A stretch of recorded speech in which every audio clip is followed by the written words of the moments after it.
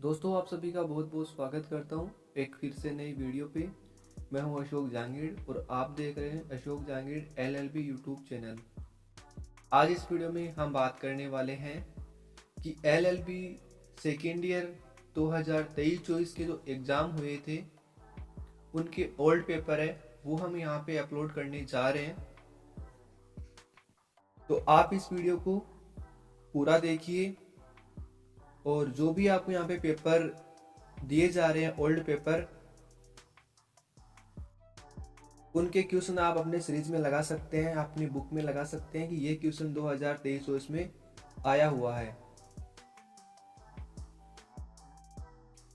तो हम इस वीडियो को शुरू करते हैं और इससे पहले मैं आपको बता दूं कि अगर आपने अभी तक हमारे इस YouTube channel Ashok Jahangir LLB को सब्सक्राइब नहीं किया है तो आप इसको सबसे पहले सब्सक्राइब कर ले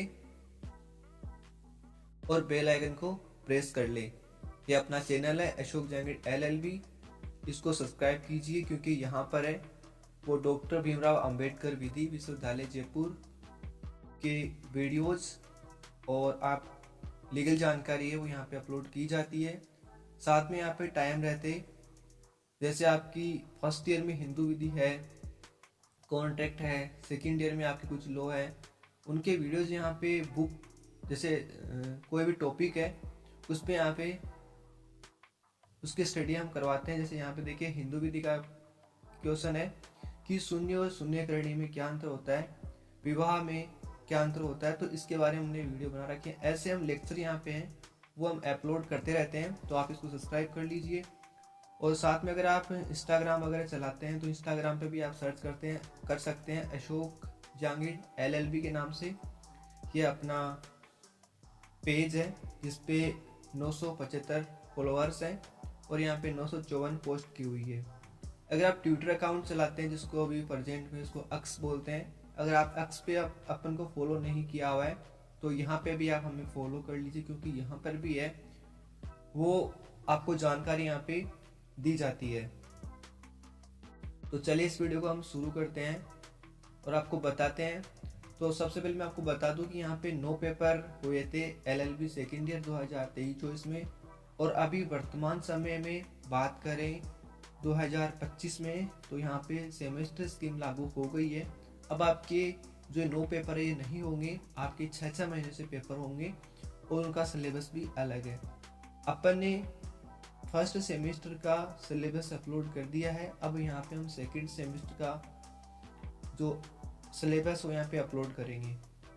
यहाँ पे आपके 9 पेपर थे 2023-24 में, तो हम यहाँ पे पहले जो पेपर है उसमें यहाँ पे आ जाते हैं और इसको हम स्टार्ट करते हैं।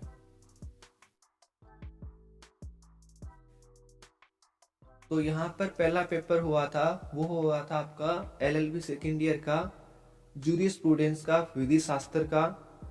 इसमें पहला क्वेश्चन पूछा गया था। यहाँ पे देखिए इसमें यूनिट वाइज क्वेश्चन होते थे, लेकिन इस बार भी आपके वही रहेंगे सेमेस्टर के अंदर जो न्यू स्टूडेंट हैं उनके लिए, जो सेकंड सेमेस्टर में जाएंगे उनके लिए भी। फिर थर्ड सेमेस्टर मैं आपको बता दूं कि एलएलबी फर्स्ट ईयर फर्स्ट और second semester, LLB second year first और सेकंड सेमेस्टर और एलएलबी थर्ड ईयर फर्स्ट और सेकंड सेमेस्टर, ऐसे मिला के आपके 6 सेमेस्टर होंगे। 3 साल का एक कोर्स है, ठीक है। तो इसमें देखिए प्रश्न पत्र में प्रत्येक यूनिट में से 2 प्रश्न में कुल 10 प्रश्न, परीक्षार्थी अनिवार्य रूप से प्रत्येक यूनिट में से 1 प्रश्न का चयन करते हुए कुल 5 प्रश्न के उत्तर देवे। यह था पहले का रूल। अब इसमें पहला क्वेश्चन की बात करते हैं। इकाई फर्स्ट है, इसमें पहला क्वेश्चन आपसे पूछा गया था कि न्याय शास्त्र मानवीय और दैवीय चीजों का अवलोकन उचित और अनुचित ज्ञान है, इस कथन का विश्लेषण करें और न्याय शास्त्र की प्रकृति एवं विशेषताओं की व्याख्या करें। ये फर्स्ट क्वेश्चन। फिर सेकंड क्वेश्चन इसके अंदर अथवा के अंदर है कि कानून और कानून के स्रोत के बीच अंतर स्पष्ट करें और कानून की औपचारिक एवं मूल विशेषताओं का वर्णन करें। ठीक है, हो गया सेकंड क्वेश्चन। फिर थर्ड क्वेश्चन, टोटल इसमें 10 क्वेश्चन है, एक यूनिट के अंदर 2 क्वेश्चन है जिसमें से आपको 2 में से एक करना था, ये है। फिर इसमें सेकंड इकाई के अंदर थर्ड क्वेश्चन है कि कानून बनाया नहीं जाता है बल्कि प्रथा में पाया जाता है। इस कथन का आलोचनात्मक मूल्यांकन करें और आधुनिक कानून प्रणाली में कानून और प्रथा के बीच संबंध का परीक्षण करें। ये क्वेश्चन था। अगला क्वेश्चन पूछा गया है कि विश्व युद्ध के बाद की अवधि में प्राकृतिक कानून स्कूल के पुनरुद्धार के पीछे के कारकों का वर्णन करें और आधुनिक कानूनी प्रणालियों किस हद तक प्राकृतिक कानून स्कूल के सिद्धांतों को समायोजित करती है। ठीक है। अगला क्वेश्चन है कि फेल्ड का न्यायिक संबंधों का विश्लेषण अपूर्ण कर्तव्यों के मामले में कानून लागू नहीं होता। अपकर्तव्य के मामले में लागू नहीं होता है, सॉरी। भारतीय संविधान के संदर्भ में इस कथन का मूल्यांकन करें। अगला क्वेश्चन है कि संपत्ति के उदारवादी और मार्क्सवादी सिद्धांतों का आधार समान है।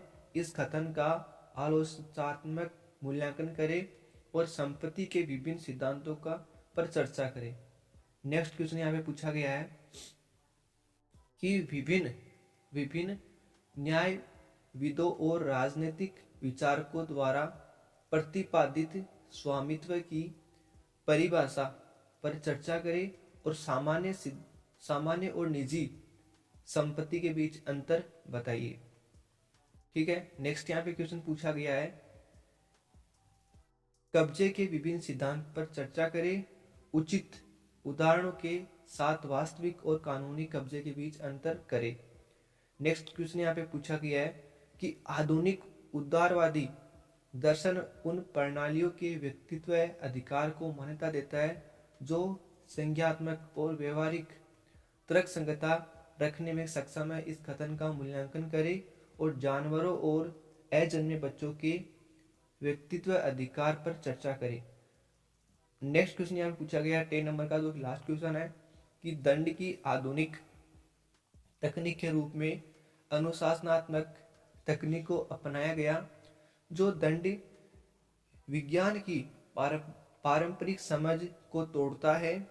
कथन का आलोचनात्मक मूल्यांकन करें और सजा के सुधारात्मक सिद्धांतों के सिद्धांत पर चर्चा करें।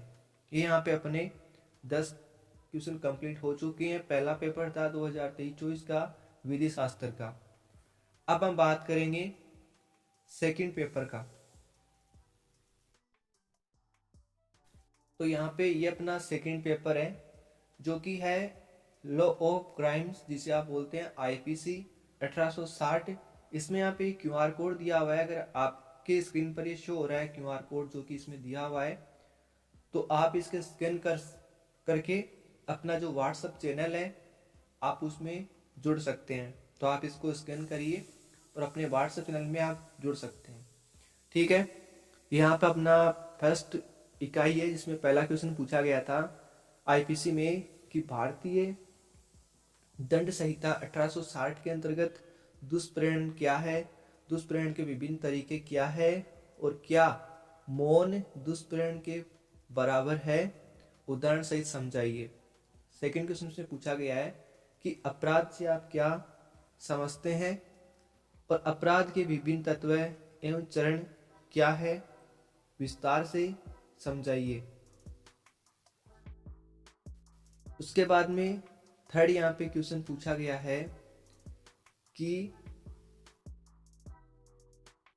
प्राइवेट प्रतिरक्षा का अधिकार क्या है, कब और किन परिस्थितियों में संपत्ति की प्राइवेट प्रतिरक्षा के अधिकार का विस्तार मृत्यु अरित होने तक का होता है, निर्धारित वादों के साथ समझाइए। क्या होता है कि जो भी क्वेश्चन है इसके अंदर क्वेश्चन तो आपको लिखना ही होता है पॉइंट वाइज। मैंने इस पे वीडियो बनाया हुआ है जिसका भी मैं लिंक है वो यूट्यूब के डिस्क्रिप्शन में दे दूंगा। वहाँ पे आप टैप करोगे तो उस पर पहुँच जाओगे इस वीडियो पे। उसको समझना कि एलएलबी एग्जाम को पास कैसे करें। काफ़ी सारे बच्चे हैं जिन्होंने मुझे मैसेज किया पर्सनली कि सर आपने जो वीडियो बनाया था और मैंने उसको समझा, देखा और फिर मैंने प्रैक्टिकल किया, तो अच्छे नंबरों से मैं पास हो गया। पूरा उसमें बताया हुआ है कि कैसे आपको कहाँ कहाँ पे जो केस लॉ जब वो लिखने होते हैं, वो सब कुछ उसमें बताया हुआ है। तो आप उस वीडियो को ज़रूर देखें। और अभी प्रेजेंट में जल्दी एक नया वीडियो आएगा जिसपे आपको ये बताया जाएगा कि एलएलबी एग्ज़ाम में कैसे लिखें, कैसे क्या करें और कैसे इसको है वो उससे भी आसान भाषा में मैं वीडियो बनाऊंगा और तरीका बताऊंगा जिससे आप एलएलबी एग्ज़ाम को है वो पास कर सकते हैं। तो यहाँ पे है अगला क्वेश्चन, यहाँ पे पूछा गया है कि भारतीय दंड संहिता 1860 के अनुच्छेद 84, यहाँ पे धारा है, ठीक है, 84, विकृतित व्यक्ति का कार्य पर एक टिप्पणी लिखे और साथ ही जो वाद है, केस लॉज है, वो भी यहाँ पे साथ में लिखे। नेक्स्ट क्वेश्चन है कि गैर इतरादन हत्या की अवधारणा पर पूरी तरह से चर्चा करें और ये अवधारणा हत्या की अवधारणा से किस प्रकार भिन्न है, इसमें भी आपको उदाहरण सहित बताना है और केस लॉज लिखने हैं। नेक्स्ट यहाँ पे क्वेश्चन है वो है कि नवतेज सिंह जौहर बनाम यूनियन ऑफ इंडिया वादों के तथ्य और पक्षकार के तर्क और निर्णय और विधि के सिद्धांत आपको समझाने केस लॉज है जिसको आपको यहाँ पे बताना है। मैं आपको बता दूं कि ऐसे केस आते हैं, आप इनको सोल्व ना करिए क्योंकि इनमें नंबर नहीं आते हैं, बहुत ही कम आते हैं। बाकी क्वेश्चन है वही आप करें। यहाँ पे फिर से क्यूआर कोड दिया गया, आप इसको स्कैन करके अपने एलएलबी के ग्रुप में जुड़ सकते हैं, ठीक है। इसमें पहला क्वेश्चन है जो कि शॉर्ट नोट के रूप में है। पहला क्वेश्चन पूछा गया है कि विश्वास का आपराधिक उल्लंघन, दूसरा है कि चोरी, जबरन वसूली, लूट और डकैती, ये क्या चीज़ होती है आपको बताना है, ठीक है। नेक्स्ट यहाँ पे क्वेश्चन है वो है 8 नंबर का, जिसमें पूछा गया था कि भारतीय दंड संहिता 1860 के अंतर्गत आपराधिक अत्याचार की अवधारणा और सजा पर पूरी तरह चर्चा करें। नेक्स्ट क्वेश्चन है कि भारतीय दंड संहिता 1860 के अंतर्गत है वो मानहानि की अवधारणा और सजा पर पूरी चर्चा करें। मानहानि एक चैप्टर है अपने आईपीसी में, उसको डिफाइन करना है। 499 से 502 है तक 3 तक ऐसे कुछ है, तो वो उसको डिफाइन करना है। मानहानि के जितने भी के धाराएं हैं वो आपको बतानी है और उदाहरण बताने हैं और केस लॉ साथ में लिखने हैं। अगला यहाँ पे लास्ट क्वेश्चन है, ये केस लॉज है, तो मैं आपको बता रहा हूँ कि इसको ना करे तो ये अच्छा है। अगर जो जिनको नहीं आता कुछ भी तो वो ये कर सकता है, उसमें नंबर कम आते हैं, बाकी तो कोई इशू नहीं है। एक क्यूआर कोड आप इसको स्कैन कर सकते हैं और अपने व्हाट्सएप ग्रुप में जुड़ सकते हैं। नेक्स्ट यहाँ पे आपका पेपर है वो यहाँ पे आता है 3 नंबर का, जो कि है LLB second year TP act का, जिसे आप transfer of property act law है उसका पेपर है। इसमें पहला क्वेश्चन है वो पूछा गया था कि संपत्ति अंतरण से आपका क्या अभिप्राय है और किस प्रकार की संपत्ति का अंतरण नहीं हो सकता, कौन सी संपत्ति है उसका ट्रांसफर नहीं हो सकता, वो बताना है। दूसरा क्वेश्चन है कि संपत्ति के अंतरण पर स्टाम्प ड्यूटी भुगतान न किए जाने व अपंजीयन के प्रभाव को स्पष्ट करें। सेकंड क्वेश्चन है वो है कि शाश्वतता के विरुद्ध अधिनियम क्या है और संपत्ति अंतरण अधिनियम 1882 के तहत अजन्मे बच्चे के पक्ष में संपत्ति का अंतरण की क्या प्रक्रिया बताई गई है। कोई व्यक्ति है, कोई बच्चा है, वो नहीं जन्मा है, तो उसके पक्ष में अगर संपत्ति का अंतरण किया जाए तो उसकी क्या प्रक्रिया होगी, वो आपको समझाना है। नेक्स्ट क्वेश्चन है कि निर्णीत वादों की सहायता से विबंधन द्वारा अनुदान का पोषण सिद्धांत की व्याख्या कीजिए। नेक्स्ट क्वेश्चन है कि विक्रय को परिभाषित कीजिए और विक्रय के आवश्यक तत्वों की सहायता से परिभाषित कीजिए।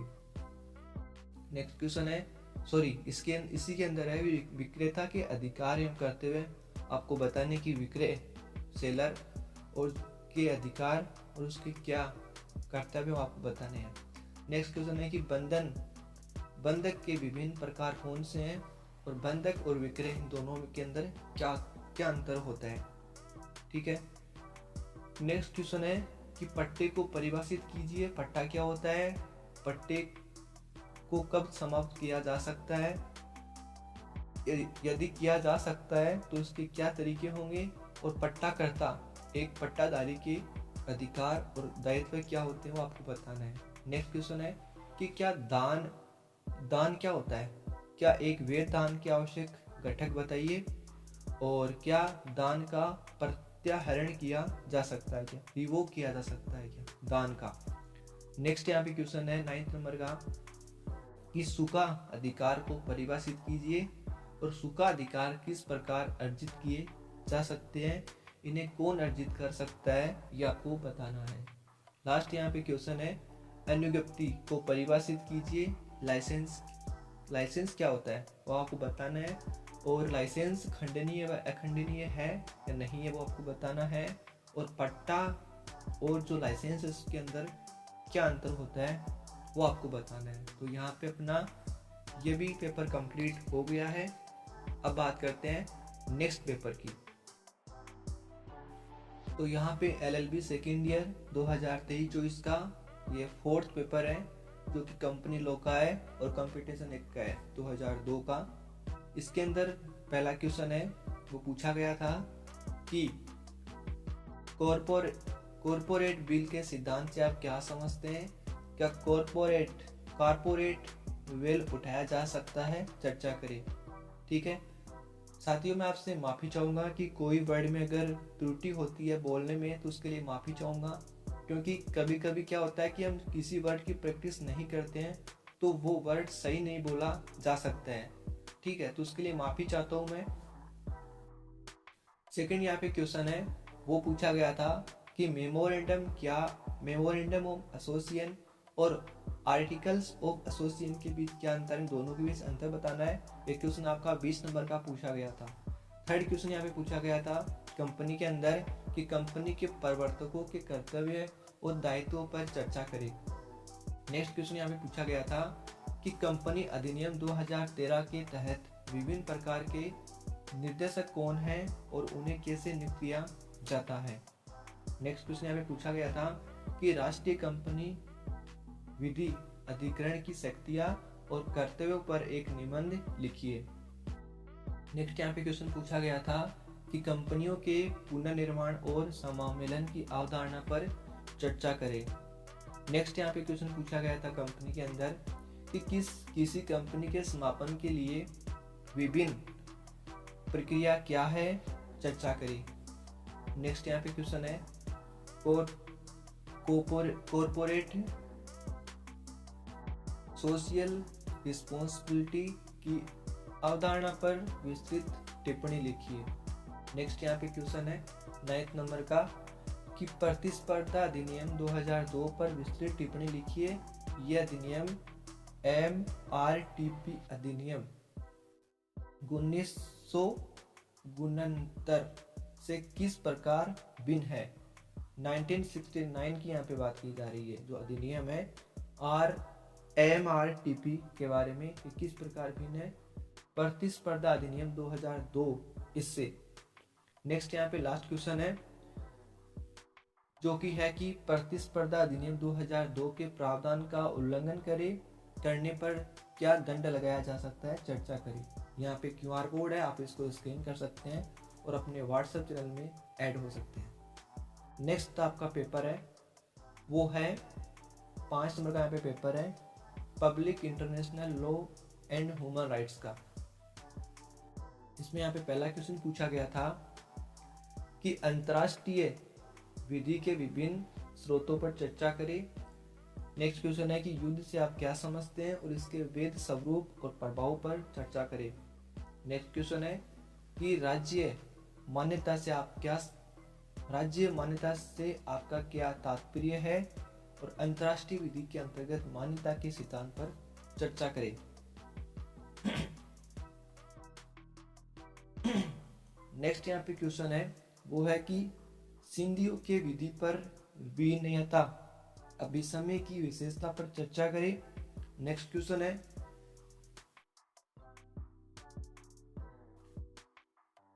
यहाँ पे है कि प्रथागत विधि और पारंपरिक विधि के तहत समुद्री सीमाओं के निर्धारण के सिद्धांत पर चर्चा करें। नेक्स्ट क्वेश्चन है, महाद्वीपीय मन तट भूमि क्या है और महाद्वीपीय मन तट भूमि में तटीय राज्यों को उपलब्ध अधिकारों पर चर्चा करें। नेक्स्ट क्वेश्चन है कि राष्ट्रीयता से आप क्या समझते हैं और राष्ट्रीयता के अधिग्रहण और हार के तरीकों पर चर्चा करें। नेक्स्ट क्वेश्चन है कि आईसीसी अंतर्राष्ट्रीय आपराधिक न्यायालय की संगठनात्मक संरचना और कार्यों और शक्तियों पर चर्चा करें।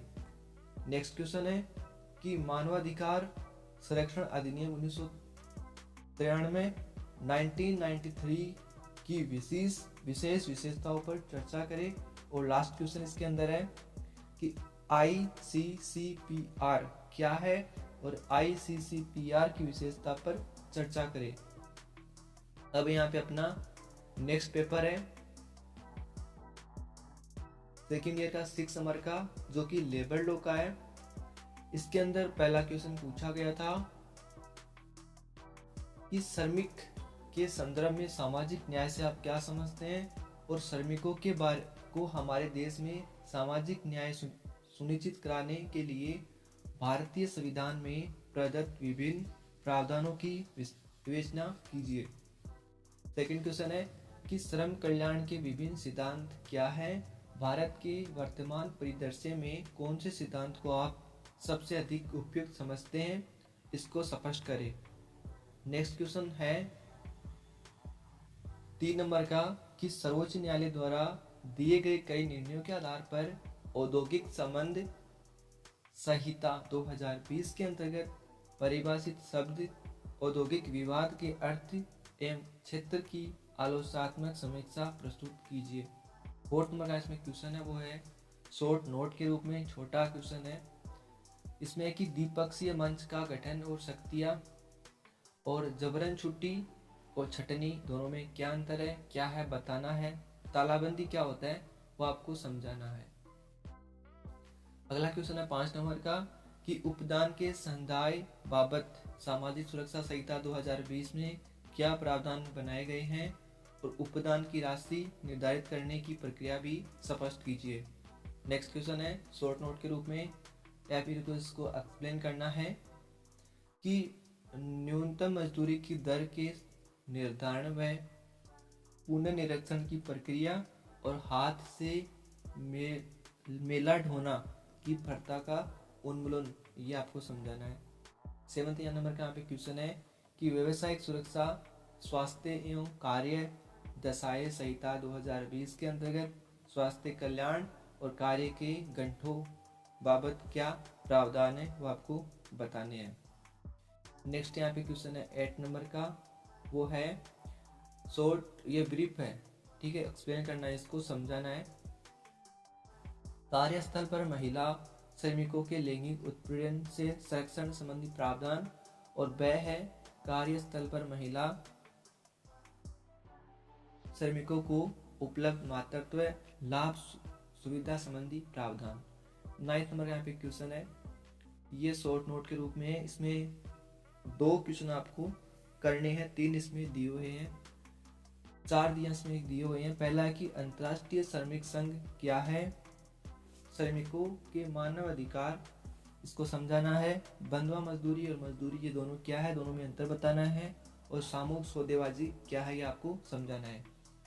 अगला यहाँ पे क्वेश्चन है लास्ट क्वेश्चन है 10 नंबर, जो कि है air India versus Nargis Mirza, और ये केस लॉज है जिसको आपको बताना है कि एक वाद तथ्य निर्णय विधि के सिद्धांत आपको समझाना है। वह है बेंगलोर वाटर सप्लाई बोर्ड बनाम राजप्पा 1978 SCR 3207, ठीक है। अभी यहाँ पे अपना नेक्स्ट पेपर है वो है 7 नंबर का, जो कि टैक्स लॉ का है। इसमें यहाँ पे पहला क्वेश्चन पूछा गया था, आयकर अधिनियम 1961 के तहत आय को परिभाषित करें और प्रशासनिक प्रावधानों एवं न्यायिक निर्णयों को की सहायता से समझाइए। सेकंड क्वेश्चन है कि आयकर अधिनियम 1961 की धारा 1907 के उद्देश्य और दायर पर चर्चा करें और प्रशासनिक प्रावधानों व न्यायिक निर्णय को समझाइए। नेक्स्ट क्वेश्चन से पूछा गया था समीक्षा मूल्यांकन क्या है, किन परिस्थितियों में समीक्षा मूल्यांकन अनिवार्य है। नेक्स्ट क्वेश्चन पूछा गया था कि कर चोरी और कर परिहार के बीच अंतर चर्चा करें और आयकर अधिनियम में के कम से कम 2 प्रावधान के साथ अपने उत्तर पुष्ट करें। कर परिहार पर रोक लगाए जाने के बारे में आपको बताना है। 5 मार्क्स में क्वेश्चन पूछा गया था कि अप्रत्यक्ष कर का कैस्केडिंग प्रभाव क्या है। उपयुक्त चित्रण सहित स्पष्ट करें क्या वस्तु एवं सेवा कर कैस्केडिंग प्रभाव को दूर करता है। 6 नंबर का क्वेश्चन है कि केंद्रीय वस्तु सेवा कर अधिनियम 2017 के तहत निर्धारित इनपुट टैक्स क्रेडिट की अवधारणा पर चर्चा करें। नेक्स्ट क्वेश्चन है कि केंद्रीय वस्तु एवं सेवा अधिनियम 2017 के तहत निर्धारित हो जो जब्ती के संबंधित प्रावधान पर चर्चा करें। इसमें 8 नंबर का क्वेश्चन है कि अग्रिम निर्णय क्या है और केंद्रीय वस्तु एवं सेवा अधिनियम 2017 के तहत निर्धारित अग्रिम निर्णय से संबंधित प्रावधान पर चर्चा करें। 9 नंबर का क्वेश्चन है एकीकृत वस्तु एवं सेवा अधिनियम 2017 को लागू करने के पीछे की आवश्यकता और उद्देश्यों पर चर्चा करें। नेक्स्ट क्वेश्चन है कि एकीकृत वस्तु एवं सेवा अधिनियम 2017 के तहत वस्तुओं एवं सेवाओं की आपूर्ति के स्थान के निर्धारित से संबंधित प्रावधानों की व्याख्या करें। ये 10 क्वेश्चन में कंप्लीट हो चुके हैं। अगला आपका पेपर था सेकेंड ईयर का, वो 8 नंबर का है। यह है मध्यस्थता का पेपर था। इसमें पहला क्वेश्चन है वैकल्पिक विवाद समाधान तंत्र अदालतों में लंबित मामले को कम करने में सहायक है। उपरोक्त व्यक्त के संदर्भ में भारत में विभिन्न वैकल्पिक विवाद समाधान तंत्रों पर प्रकाश डालिए। सेकंड क्वेश्चन है विवाद समाधान की एक विधि के रूप में मध्यस्थता की आवश्यकता और महत्व पर चर्चा करें। नेक्स्ट क्वेश्चन है कि बातचीत की अवधारणा पर चर्चा करें और बातचीत प्रक्रिया के संचालन के लिए विभिन्न दृष्टिकोण की जांच करें। नेक्स्ट क्वेश्चन है कि मध्यस्थता और मध्यस्थम और मध्यस्थता के बीच क्या अंतर है और मध्यस्थता और सुलह के बीच क्या अंतर है। कंसोलेशन और मीडिएशन ये आपको बताने हैं। आर्बिट्रेशन और मीडिएशन ये आपको समझाने दोनों में क्या अंतर है। नेक्स्ट क्वेश्चन है कि सुलह का मुख्य आकर्षण कार्यवाही की गोपनीयता है। कार्यवाही के दौरान उसके बाद इसका रखरखाव कैसे किया जाता है इसकी व्याख्या करें। फिर शॉर्ट नोट के रूप में 2 क्वेश्चन है मध्यस्थता प्रक्रिया में मध्यस्थ की भूमिका क्या होती है और मध्यस्थता प्रक्रिया के चरण क्या है वो आपको बताने हैं। 7 नंबर का यहाँ पे क्वेश्चन है जो कि शॉर्ट नोट है अनक्रिटिकल आदर्श विधि और मध्यस्थता कार्यवाही में गोपनीयता की आवश्यकता, इनको समझाना है। 8 नंबर में क्वेश्चन पूछा गया कि मध्यस्थता प्रक्रिया में संवाद कौशल के महत्व पर विस्तार से चर्चा करें। और नेक्स्ट 9 नंबर का क्वेश्चन है कि मध्यस्थता और सुलह अधिनियम 1996 की धारा 7 में मध्यस्थता समझौता के आवश्यक तत्व क्या है वो आपको बताना है। और नेक्स्ट क्वेश्चन है लास्ट क्वेश्चन है 10 नंबर का हाल के केस कानून की सहायता से निम्नलिखित पर संक्षेप में लिखे। इसमें पहला क्वेश्चन है मध्यस्थ पंचाट का निस्तारण और मध्यस्थ पंचाट की अंतःवस्तु, ये आपको बताने हैं। और अब यहाँ पे आपका लास्ट पेपर है और लास्ट क्वेश्चन इसमें है प्रोफेशनल एथिक्स का, जो कि एक प्रैक्टिकल पेपर है जिसमें 20 नंबर का आपका प्रैक्टिकल फाइल बनती है, 10 नंबर की प्रैक्टिकल फाइल और 10 नंबर का आपका वाइवा होता है और 20 नंबर यहाँ पे पेपर होता है। कुल मिलाकर आपका 100 नंबर का ये पेपर होता है। इसमें पहला क्वेश्चन है कि एक वकील के लिए व्यावसायिक नैतिकता संहिता को परिभाषित करें और एक वकील के लिए व्यावसायिक नैतिकता संहिता होने के क्या फायदे और नुकसान हैं आपको बताने हैं। नेक्स्ट क्वेश्चन है कि व्यावसायिक आचरण और शिष्टाचार के मानकों को परिभाषित करें और एक वकील के पेशेवर आचरण में कुछ मानवता सूचीबद्ध करें। नेक्स्ट क्वेश्चन है कि अधिवक्ता अधिनियम 1961 के भारतीय बार काउंसिल अधिनियम 1926 और इस विषय पर अन्य सभी कानून निरस्त कर दिया। अधिवक्ता अधिनियम 1961 की प्रमुख विशेषता क्या है? नेक्स्ट क्वेश्चन है कि वकील और अधिवक्ता, वकील / अधिवक्ता समाज में क्या भूमिका निभाते हैं। मैं आपको एक क्वेश्चन देता हूँ छोटा सा। अगर आप इस वीडियो को पूरा देखे हैं और मेरी जो लैंग्वेज को आपने समझा है, मुझे बताइए क्या वकील और अधिवक्ता ये दोनों एक ही शब्द हैं या फिर अलग अलग है? इसके बारे में मुझे कमेंट करके आप बताइए। समाज में क्या भूमिका है और भारत में कानूनी पेशे की छवि में गिरावट का उदाहरण दीजिए। नेक्स्ट क्वेश्चन है कि केस कानून की सहायता से सिविल और आपराधिक मानव अवमानना पर विस्तृत विवरण दे। नेक्स्ट क्वेश्चन है कि न्यायालय की अवमानना अधिनियम 1973 के तहत अवमानना कार्यवाही के बचने के लिए आरोपी अवमाननाकर्ता के पार क्या बचाव है, छूट उपलब्ध है, वो आपको बतानी है। नेक्स्ट क्वेश्चन है कि न्यायालय अवमानना अधिनियम 1971 के तहत अवमाननाकर्ता को क्या सजा दी जा सकती है? प्रशासनिक केस कानून की सहायता से समझाइए। नेक्स्ट क्वेश्चन है यदि कार्यवाही उच्च न्यायालय में शुरू की जाती है तो अदालत की अवमानना अधिनियम 1971 के तहत अवमानना कार्यवाही की प्रक्रिया प्रदान करे। 5 मिनट है जो कि लास्ट मिनट है। इसमें पहला क्वेश्चन है 9 नंबर का कि किसी वकील द्वारा नैतिक कर्तव्यों और पेशेवर जिम्मेदारियों के किसी भी उल्लंघन के परिणाम स्वरूप बार काउंसिल के समक्ष अनुशासनात्मक कार्यवाही हो सकती है। मुवक्किल न्यायालय सहकर्मियों और प्रतिद्वंद के संबंध में एक वकील के ऐसे क्या कर्तव्य है। और लास्ट क्वेश्चन इसमें है वो है कि बार बेंच, जो बार और बेंच होती है उसके बीच संबंधों में विवाद के क्या आधार है और ऐसे संबंधों को बेहतर बनाने के लिए सुझाव करें।